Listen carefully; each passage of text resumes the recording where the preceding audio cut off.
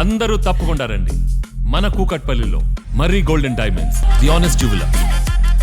ఇజ్రాయెల్‌లో ఈ political crisis బాగా వస్తోంది అనేది బాగా మీడియాలో అక్కడ మీడియాలో బాగా ప్రచారం అవుతోంది. అంటే ఈ నెతన్యాహు గవర్నమెంట్ స్టేబుల్‌గా ఉందనుకోవచ్చా? లేకపోతే పడిపోయే అవకాశం ఏదైనా ఉందా? పడిపోయే అవకాశం ఎప్పుడో ఉండే. హ్మ్. ఎందుకంటే చెప్పాను చూడండి, అన్ని కోalition పార్టీస్. అవును. 2 పార్టీలు, 2 ఎంపీలు, 3 ఎంపీలు అట్లా పెట్టుకొని మళ్ళీ వీళ్ళ లేటెస్ట్ లిక్విడ్ పార్టీ ఒకటే కొంచెం ట్రంప్ వల్ల మెజారిటీ ఎక్కువ ట్రంప్ ఉంటుంది. గొడవలు, ట్రంప్ వ్యాఖ్యలు వీటి వల్ల జరుగుతుందా? ఇజ్రాయెలీస్‌కి ట్రంప్ ఇట్లాంటి మాటలు వాళ్ళకి నచ్చదు. వాళ్ళు కొంచెం హ్మ్. మెచ్యూర్ పొలిటికల్ లీడర్స్ వాళ్ళు. వాళ్ళు తక్కువ మాట్లాడతారు వాళ్ళు. మీరు హ్మ్. చూసుంటారు. వీళ్ళలాగా ప్రెస్ కాన్ఫరెన్స్‌లు పెట్టి వాళ్ళ అవును. పీట్ హెగ్సెత్ గాని, వాళ్ళ ఆర్మీ చీఫ్ డైలీ అట్లా స్టేట్మెంట్ ఇవ్వరు. ఇజ్రాయెల్ అలాగే ఉంది. ఇరాన్ కూడా చాలా నోరు దగ్గర పెట్టుకొని అది మాట్లాడుతున్నారు కూడా వీళ్ళు. కాదు. వాళ్ళు ఎవరైనా చంపితే కూడా మీరు చూడండి, వాళ్ళు మొత్తం కన్ఫర్మేషన్ వచ్చిన తర్వాతనే వాళ్ళు చెప్తారు. అవును. Yes, we killed this person, we killed that person, లారిజానీని ఫినిష్ చేసాం మేము. క్రెడిబిలిటీ ఉంది. So and they are hitting targets. Hmm. America carpet bombing చేస్తున్నారు అంతే. ఇజ్రాయెల్ కరెక్ట్ ఎవరు కావాలో వారిని కొడుతున్నారు మనుషుల్ని. హ్మ్. అది కాకుండా ఇన్ఫ్రాస్ట్రక్చర్ మీద కొడుతున్నారు వాళ్ళు. వాళ్ళకి తెలుసు దేని మీద దాడి చేస్తున్నారు వాళ్ళని చెప్పేసి. కానీ యుఎస్ అది కాదు. US more of showman. 2 aircraft క్యారియర్లు, 6 డెస్ట్రాయర్లు, 2 ఫ్రిగేట్లు మొత్తం అవును. పెట్టేసి షో చూపిస్తున్నాడు. ఇది డిఫరెన్స్ అన్నమాట వీళ్ళిద్దరి నడుమిట్లో. హ్మ్. ఇప్పుడున్న పరిస్థితుల్లో ఐ థింక్ ఈ సిట్యుయేషన్ 10 రోజుల తర్వాత కంప్లీట్గా మెస్ అయిపోతుంది. ఈ మీరు వైట్ హౌస్ కాదు, మీరు ఎక్కడైనా పిలిపించి మాట్లాడించుకోండి వీళ్ళిద్దరిని. Hmm. They will be poles apart. ఎందుకంటే లెబనీస్ గవర్నమెంట్ దగ్గర పవర్ లేదు, పేరుంది. ఇజ్రాయెల్ దగ్గర పేరుంది, పవర్ ఉంది. That's a difference. Netanyahu can take decisions. అవును. Lebanese president cannot take decisions. ఎందుకంటే అవును. వాడు అంటున్నాడు హెజ్బొల్లా, నువ్వు ఎవరు రా అని అంటున్నాడు. నేను చెప్పాను చూడండి, లెబనీస్ ఆర్మీ ఎంత వీక్ అంటే, వాడు ఇప్పుడు ఊబర్ నడిపిస్తున్నాడు, వాడు ఫుడ్ డెలివరీ చేస్తున్నాడంటే అక్కడ వాళ్ళ సోల్జర్స్ అంతా. వాడి పని వీడు చేస్తున్నాడు. హిజ్బుల్లా వాడు వాళ్ళు చూసుకుంటున్నారు. అదే అంటున్నా. Hezbollah literally taken over the country. ఆ. నేను ఇది వాళ్ళ ఎంపీస్ ఉన్నారా, ఎంపీస్ కూడా ఉన్నారు వాళ్ళకి. హ్మ్. ఇనిషియలీ వీళ్ళందరూ షియా ఆర్గనైజేషన్గా స్టార్ట్ అయ్యారు పవన్ హ్మ్. గారు. హ్మ్. ఒక షియా ఆర్గనైజేషన్. ఆ షియా ఆర్గనైజేషన్ ముందుకెళ్తూ ఇప్పుడు ఎక్కడ ఇలా చూడండి వాళ్ళు అవును. సున్నీ వైపు కూడా తీసుకున్నారు చాలామందిని. అవును. వాళ్ళ ఎంపీస్ ఉన్నారు పార్లమెంట్లో. So they become a part of the Lebanese society ఇప్పుడు. హ్మ్. ఇప్పుడు వాళ్ళు బయట నుంచి వచ్చిన వాళ్ళని చెప్పట్లేదు వాళ్ళ గురించి. ఇప్పుడు వాళ్ళు ఏదో లోకల్స్ లాగా మాట్లాడతారు. వాళ్ళు వచ్చి కొన్ని సంవత్సరాలు అయితే ఉండొచ్చు, 50 లేకుంటే 60 లేకుంటే 70 సంవత్సరాల వాళ్ళు గ్రాండ్ ఓన్ ఫాదర్. చేసుకున్నారు దాన్ని. కానీ ఇప్పుడు వాళ్ళు అంటారు ఇదంతా మాదే. Hmm. So the best solution and the only solution is ఇరాన్ని కొట్టడం. అది వీళ్ళ టార్గెట్ ఉండాలి. ఒక్కసారి మీరు ఇరాన్ని కొడితే వీళ్ళందరూ ఆటోమేటిక్గా డిసపియర్ అయిపోతారు. ఓకే, మీరు గాజాలో కూడా మీకు ప్రాబ్లం ఉండదు, హూతీలతో ప్రాబ్లం ఉండదు, హెజ్బుల్లాతో ప్రాబ్లం ఉండదు. కానీ head of the snake is in Tehran. తెహరాన్ని కొడితేనే మీకు వస్తుంది. సో దానికోసం ఇప్పుడు ప్రెసిడెంట్ ట్రంప్ ఐ థింక్ ఈ యుద్ధంలో మోస్ట్ సెన్సిబుల్గా చేసిన మూవ్ అది ఏంటి, స్ట్రెయిట్ ఆఫ్ హార్మోస్ నుంచి బయట నుంచి బ్లాక్ చేయడం. అవును. అది ముందే చేసి ఉండాలి. చాలామంది అమెరికన్ మిలిటరీ ఎక్స్పర్ట్స్ అంటున్నారు అది. ఇది ముందెందుకు చేయలేదు? Before that fellow blocks you should blocked it. అప్పుడు ఈ స్ట్రెయిట్ ఆఫ్ హార్మోస్ బ్లాక్ అనేది కాన్సెప్టే ఉండదు. అంటే ఈ సీజ్ ఫైర్ అని చెప్తూ ఇంతకు ముందు కూడా ఈ 2 వీక్స్ కాకుండా అంతకు ముందు కూడా చాలా సార్లు సీజ్ ఫైర్ 2 సార్లు చెప్పాడు. ఎస్, అంటే ఆ సీజ్ ఫైర్ అంటూ ఈలోగా ట్రూప్స్‌ని తెచ్చుకున్నట్టున్నాడు కదా! ఇది ఇప్పుడు ఇంకొక ఎయిర్క్రాఫ్ట్ క్యారియర్ వస్తుంది. ఆ. I think it is George కొంత డబ్ల్యూ టైం బుష్. తీసుకోవడానికి అక్కడ మొత్తం ట్రూప్స్‌ని అది I think somewhere in Australia Africa cross చేసింది, వచ్చేస్తుంది. మేబీ 3-4 రోజులు వచ్చేస్తుంది. ఆ. అదే నాకు అర్థం కావట్లేదు. ఎందుకంటే పీట్ హెగ్సెత్ అంటున్నాడు వీఆర్ ప్యాక్డ్, కాక్డ్ అండ్ రెడీ హ్మ్. యుద్ధానికి. ఆర్మీ రెడీ ఉన్నారు. ఓకే, మీరు సంతకం పెట్టకపోతే అంతే సంగతి మీది. హ్మ్. సో ఇంకో నెక్స్ట్ 4 డేస్లో ఒక రిజల్ట్కి వచ్చేస్తారు వీళ్ళు. Iran will not agree. హుహు. 100% ఇరాన్ అగ్రీ చేయరు. అంటే ట్రంప్కి కావాల్సిన అగ్రీ చేయరు. వాళ్ళ వైపు నుంచి చిన్న చిన్న కన్సెషన్స్ ఇస్తారు అంతే. ఓకే, నెక్స్ట్ 5 సంవత్సరాలకి మేము ప్రాసెస్ చేయము, నెక్స్ట్ 10 సంవత్సరాలు ఎవడు చెక్ చేస్తాడు? అంటే ఇప్పుడు ఫైనల్‌గా అంటే మొదటి నుంచి ఈ 10 పాయింట్స్ గురించి వాళ్ళు అంటే ఈ సీజ్ ఫైర్ ప్రకటించే టైంలో వాళ్ళు ఒక 10 పాయింట్స్ ఫార్ములా ఇరాన్ వాళ్ళు చెప్పారు. అది ఒకసారి మళ్ళీ మనం గుర్తు చేసుకుంటే ట్రంప్ కూడా అవును ఇరాన్ వాళ్ళు మాకు కొన్ని పాయింట్స్ పెట్టారు అని చెప్పాడు కానీ ఆ పాయింట్స్ ఏమిటి అనేది చెప్పలేదు. అది జరిగిన తర్వాత ఇజ్రాయిల్ వాళ్ళు మళ్ళీ లెబనాన్ మీద దాడులు చేయడము ఇవన్నీ కూడా మనం చూసాం. ఇప్పుడు లేటెస్ట్‌గా ఏ పాయింట్స్ మీద ఉంది ఇప్పుడు యురేనియం. చర్చ? హ్మ్. That's a basic point. అంటే రేపు జరగబోయేది 5 రోజుల తర్వాత జరగబోయే కీలకమైన అంశాలు ఏముంటాయి? ఏం జరగట్లేదు. Hmm. There is no second round of talks. అంటే ఏ ఇష్యూ మీద ఇప్పుడు ఆగింది war? ఆగింది యురేనియం మీదే. వీళ్ళిద్దరు కాంప్రమైజ్ చేయట్లేదు. అమెరికా కాంప్రమైజ్ చేయట్లేదు, ఇరాన్ కాంప్రమైజ్ చేయట్లేదు. ఇరాన్ ఇంకో కాంప్రమైజ్ అని మా డబ్బులు మాకు ఇవ్వండి, మీకు ఫ్రీజ్ చేసి పెట్టిన. అమెరికా అంటున్నా సారీ ఇది ఫస్ట్ సైన్ చేస్తే ఆ డబ్బులు వస్తాయి మీకు, Hmm. అది కూడా మొత్తం ఇవ్వము, కొంత ఇస్తాం అంతే. ఇప్పుడు ఏమైపోయిందంటే పవన్ గారు, జేసీపీఓ సైన్ చేసిన అగ్రిమెంట్, అప్పుడు ప్రెసిడెంట్ ఒబామా సైన్ చేసిన అగ్రిమెంట్ చాలా బాగుంది. It was the best you could have got from Iran. Hmm. అది అదే రోజు 2015లో అంగీకరించారు యుఎస్, కానీ 2018లో ట్రంప్ వచ్చి దాన్ని చించిపడేస్తాడు మొత్తం. Hmm. ఆ రోజు అది అగ్రి చేస్తుంటే ఇప్పుడు దాకా ఇరాన్ని ఈజీగా కంట్రోల్ చేయడానికి సిచ్యువేషన్లో ఉన్నారు వాళ్ళు. అప్పుడు ఇదంతా అప్పుడు అగ్రి చేశారు. ఎంత దూరం ఎందుకు వెళ్తారు మీరు? మొన్న ఫిబ్రవరిలో అగ్రి చేశారు జెనీవాలో, చాలా మటుకు వెరీ అగ్రియబుల్ ఇరాన్ ఆ రోజు. అవును. కానీ మీరేం చేశారు? వెళ్ళి బాంబు వేశారు వాళ్ళ మీద. అవును. దానికన్నా ముందు లాస్ట్ జూలైలో కూడా ఇదే జరిగింది. Hmm. ఇప్పుడు ఇరాన్కి కాన్ఫిడెన్స్ లేదు ఇప్పుడు.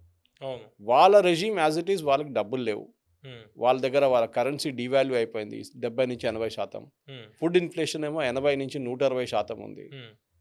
అక్కడ కంట్రీలో ఏం లేదు వాళ్ళ దగ్గర. సో టైట్నింగ్ చేస్తున్నారు చూడండి బయట నుంచి. అవును. ఎగ్జాంపుల్ ఇస్తాను. ప్రతిరోజు ఇరాన్ పంపించే ఆయిల్ దీనికన్నా ముందు, క్లోజర్ కన్నా ముందు వాజ్ $540 million పర్ డే.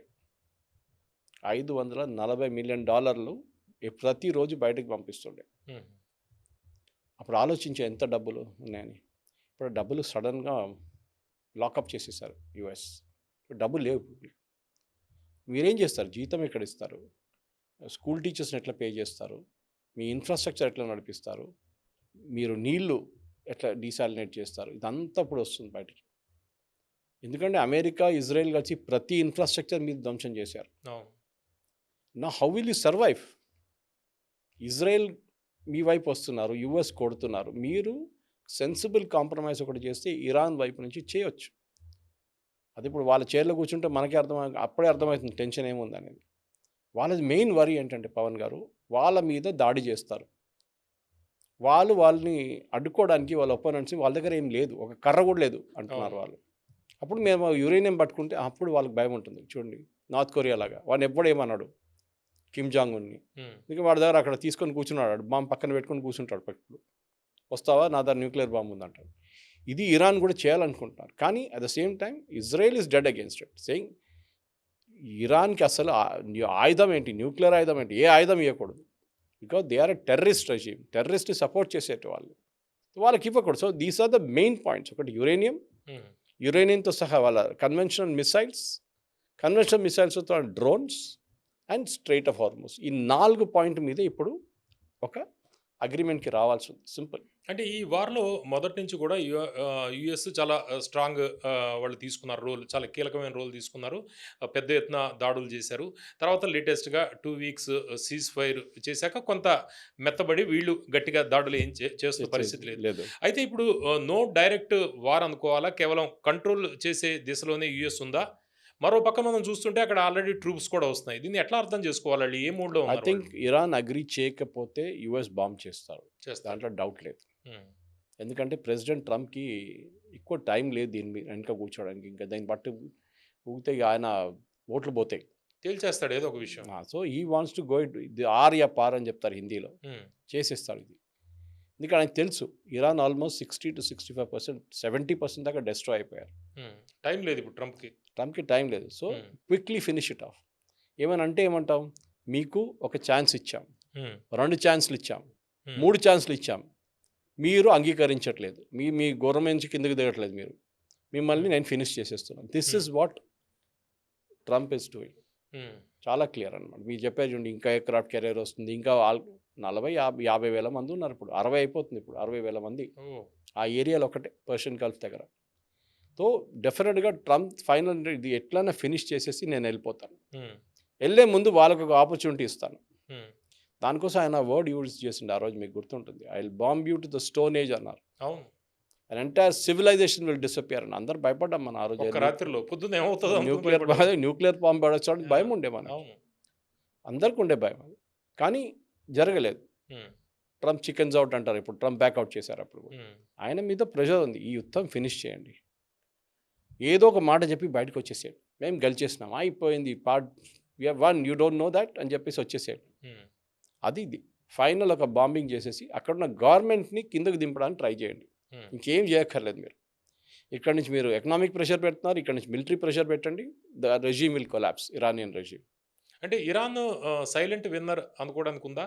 లేదు. అది ఒక నెరేటివ్. అది ఇనీషియల్ స్టేజ్లో ఎప్పుడైనా మీరు అసిమెట్రిక్ వార్ఫేర్ పోరాడితే అడ్వాంటేజ్ ఎప్పుడు చిన్న వాళ్ళకు ఉంటుంది. వియట్నాంలో చూసాం మనం. అది స్మాలర్ పార్టీస్, గెరిల్లా ఫోర్సెస్, వాళ్ళకి అడ్వాంటేజ్ ఉంది. వాళ్ళు అన్కన్వెన్షనల్ ఫైట్ చేస్తున్నారు. యుఎస్ ఆర్మీ కానీ, ఇండియన్ ఆర్మీ కానీ, రష్యన్ ఆర్మీ కానీ, ఈవెన్ చైనీస్ ఆర్మీ వీళ్ళని కన్వెన్షనల్ మెథడ్స్ నేర్పిస్తారు. మీరు గన్ తీసుకొని పోతున్నాడు, అక్కడి నుంచి ఇంకొకటి వస్తున్నాడు, ఈ పక్క నుంచి ట్యాంక్ వస్తుంది. ఇప్పుడు ట్యాంక్ లేదు, ఏం లేదు, ఎవడో డ్రోన్ కొడుతున్నాడు పైనుంచి, ఇక్కడి నుంచి కూడా మిసైల్ అక్కడ కొడుతున్నాడు. That's it. The conventional army పోయింది కంప్లీట్గా. సో అదొక పెద్ద డిసడ్వాంటేజ్ యుఎస్కి, అడ్వాంటేజ్ ఇరాన్కి. అదే వాళ్ళు చేశారు కదా. వాళ్ళ డ్రోన్లు, వాళ్ళ మిసైల్లే అన్నిటికన్నా మ్యాక్సిమం డ్యామేజ్ కాజ్ చేస్తుంది. నాట్ జస్ట్ చుట్టుపక్కల దేశాలు ఎంత డ్యామేజ్ కాజ్ చేస్తుందండి అది. They all gone back 5-10 years. Dubai is collapsed. Saudi అరేబియాకి ఆయిల్ రిఫైనరీ పనిచేయట్లేదు. ఖతార్ది గ్యాస్ రిఫైనరీ అవుట్. వీళ్ళంతా రికవర్ చేయాలంటే 5-6 సంవత్సరాలు పడుతుంది వీళ్ళకి. సో ఇది ఇరాన్ చేశారు, కానీ ఎక్కువ రోజు చేయలేరు వాళ్ళు. ఎందుకంటే ఏదో ఒక రోజు వీళ్ళ ఆయుధాలు అయిపోతాయి. ఆ స్టేట్కి వచ్చేసారు ఇరాన్. ఇప్పుడు మనం చూసుంటారు, వాళ్ళు శాటిలైట్ ఇమేజ్ చూపించారు, వీళ్ళు తవ్వుతున్నారు లాంచెస్ని బయటికి తీయడానికి. నిన్న సీజ్ ఫైర్ టైంలో వీళ్ళు బాంబ్ చేసిన లాంచెస్ అని కింద పోయినాయి, కొండ కింద వెళ్ళిపోయినాయి. దాన్ని ట్రై చేస్తున్నారు తీయడానికి. వాళ్ళు పిచ్చోళ్ళ వాళ్ళు. ఇస్రాయేల్, యుఎస్ చూస్తూనే కూర్చున్నారు. అచ్చా వీడు తీస్తున్నాడు కదా, ఎక్కడ తీసుకెళ్ళి పెడతాడు, ఇక్కడ పెట్టిండా, సరే ఇది కాగానే సీజ్ ఫైర్ కాగానే కొట్టేద్దాం మనం. అది ఇది వాళ్ళ స్ట్రాటజీ. ఇప్పుడు next 4 days is very crucial. మన మండే ట్యూస్డే రోజు దీన్ని ఒక ఫైనల్ డిసిషన్కి వచ్చేస్తారు. Israel Lebanon cease fire 10 days తర్వాత కొలాప్స్ అయిపోతుంది 100%. వీళ్ళది ఇక్కడున్న సీజ్ ఫైర్ కూడా ఇప్పుడు 5-6 రోజుల తర్వాత దాడి కూడా ఫినిష్ అయిపోతుంది. దెన్ ఫస్ట్ డే 28 February 28 మొదలైనట్టు మళ్ళీ మొదలవుతుంది. That is my prediction.